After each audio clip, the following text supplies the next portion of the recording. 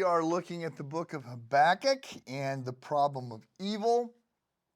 And yesterday I noted that the Bible has several things to say with the whole question, why does God allow bad things to happen to good people?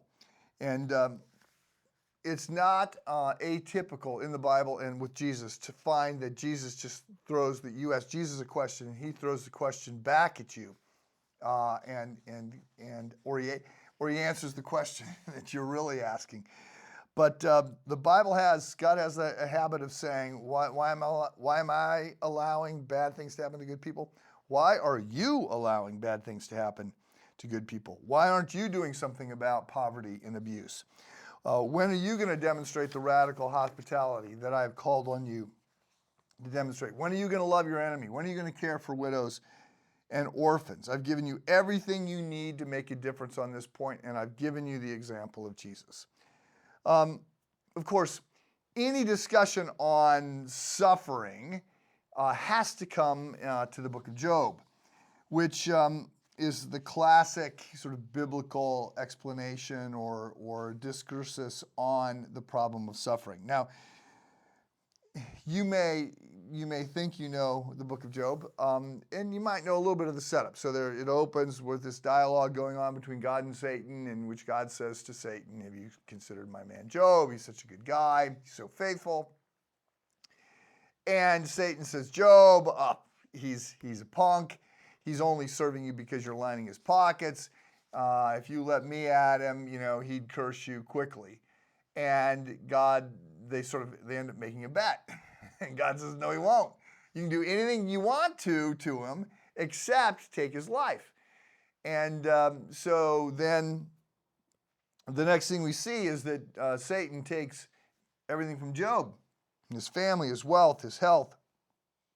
And early on, he's lying in a pile of ashes with boils all over his body, and everybody that he loves, the exception of his wife, is dead.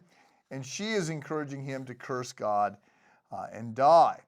And then the book of Job is this classic explanation of suffering. Now, we look at it that way, and we sort of ask the question, like, what is God going to say?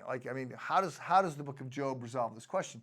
But it actually does something very different. It sort of turns everything on its ear. And what we have to understand is what we're watching is a little bit less of an excursus on suffering than it is the question of faith. So we're watching a mystery. We're watching a story. We know a backdrop that the main character, doesn't know.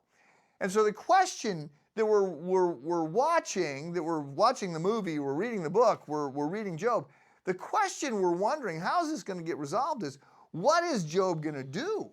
How is he going to respond? Because there's this bet that's been placed between God and Job, or between God and Satan. And it's a testimony to the power of the story that we forget what we know. And as we're reading along, we find ourselves so caught up that we're saying, hey, you know what? Job is right. This doesn't make any sense, and this is wrong, and he's a good person, and God, why are you punishing him? And we were really with Job, because Job says, God, I'm demanding that you come down and you go in the dock. You go on trial. You've got to justify what you're doing here. And we're like, yeah, Job is going to win this argument with God. And we think that